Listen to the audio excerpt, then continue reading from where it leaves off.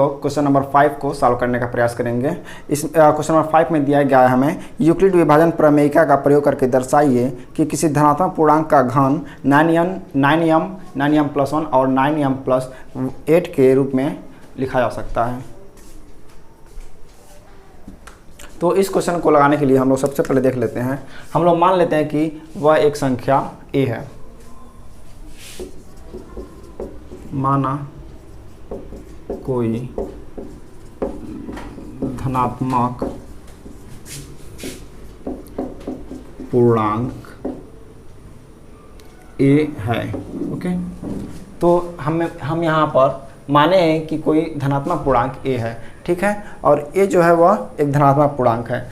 तो हमें क्वेश्चन में दिया गया है कि और उसका हम लोग घन कर रहे हैं यानी कि क्यूब कर रहे हैं, तो उसे हम 9m या 9m+1 या 9m+8 के रूप में लिखा जा सकता है, ठीक है। तो चलिए सबसे पहले इसे यूक्लिड फॉर्म में लिख लेते हैं, ठीक है ना।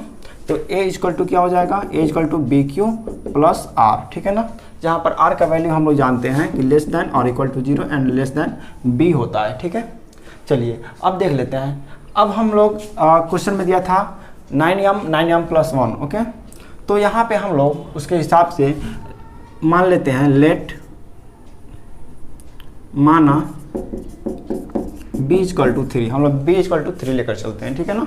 तो जब हम लोग b इक्वल टू 3 लेते हैं तो हमें 3q + r प्राप्त होता है, ठीक है। और यहाँ पे r का जो वैल्यू होता है वो 0 या 0 से बड़ा और b से छोटा होता है, ठीक है ना। तो जब हम लोग b इक्वल टू 3 लेते हैं तो a का जो वैल्यू है वह 3q + 0 यानी कि यह 3q हो सकता है। 3q + 0 का हम लोग 3q लिख सकते हैं, ठीक है ना।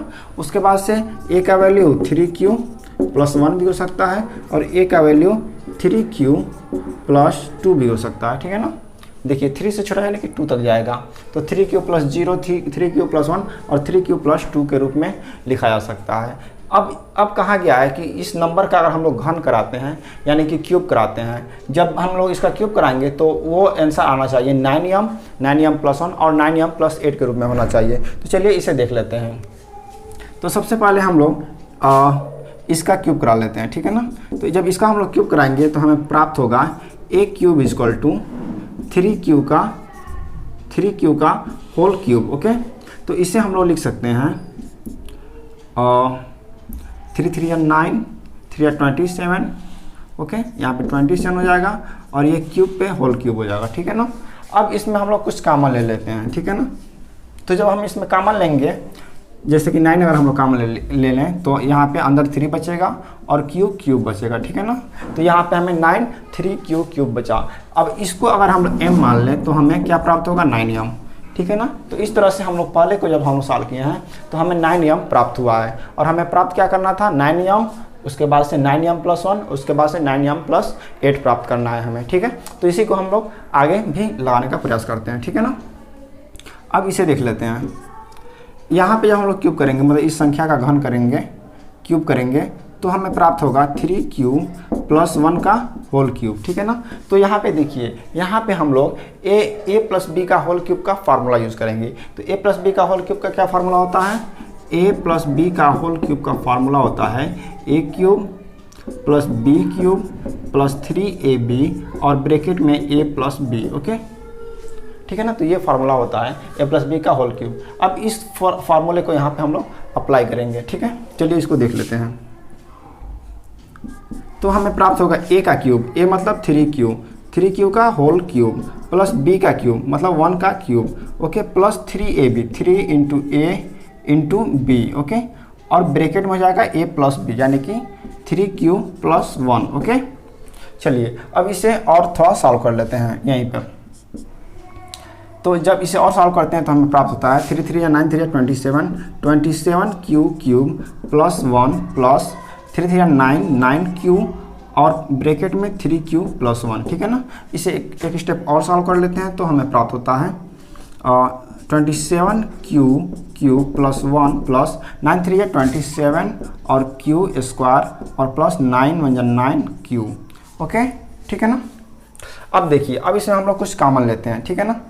तो कॉमन लेने पर हमें क्या प्राप्त होगा, चलिए कॉमन लेते हैं। अच्छा ये देखिए, ये +1 जो यहाँ पे लिखा है इसको हम थोड़ा यहाँ पे लिख ले रहे हैं, ठीक है ना, +1, क्योंकि हमें 9m और +1 लाना है, ठीक है ना।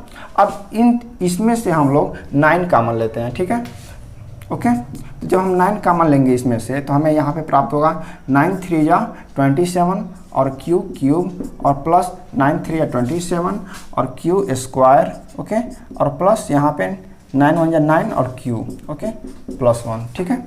तो इसे हम लोग लिख सकते हैं 9m +1, जहाँ पर m का ये वैल्यू है, ओके। तो अब हमें प्राप्त हो गया 9m +1, ठीक है। तो पहले स्टेप में हमें क्या प्राप्त हुआ है, जब पहले स्टेप को सॉल्व किए हैं यानी कि 3q को सॉल्व किए हैं तो हमें 9m प्राप्त हुआ।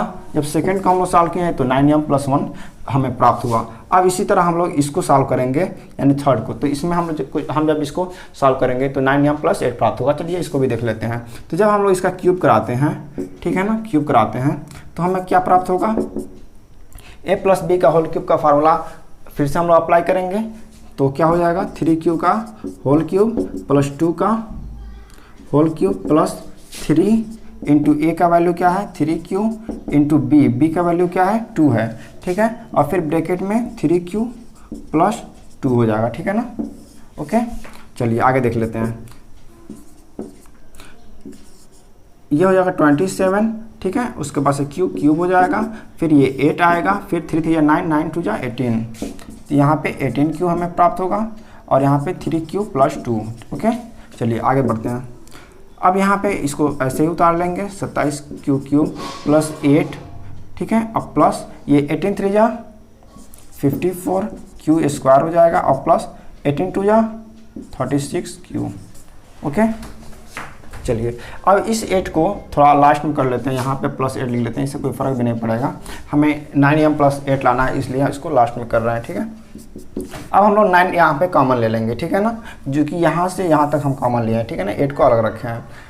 अब इसमें हम लोग कॉमन ले लेते हैं तो हमें क्या मिलेगा 9 3 या 27, ओके, फिर क्यूब मिलेगा, फिर 9 6 या 54 q स्क्वायर, ओके, फिर 9 4 या 36, फिर q और प्लस 8, तो यहाँ पे 9 इसको m मान लेंगे तो 9m +8 मिलेगा हमें, ठीक है ना, 9m +8, ठीक है। और m का जो वैल्यू है यहाँ पर ये है और m का वैल्यू वहाँ पर वो है, ठीक है ना। तो इस तरह से हमें तीनों वैल्यूज़ हमें मिल गए जो कि हमें चाहिए थे। 9m हमें चाहिए था, 9m मिला, फिर 9m +1 मिला और फिर 9m +8 मिला, ठीक है। अगर आप इसे चाहें तो नोट डाउन भी कर सकते हैं।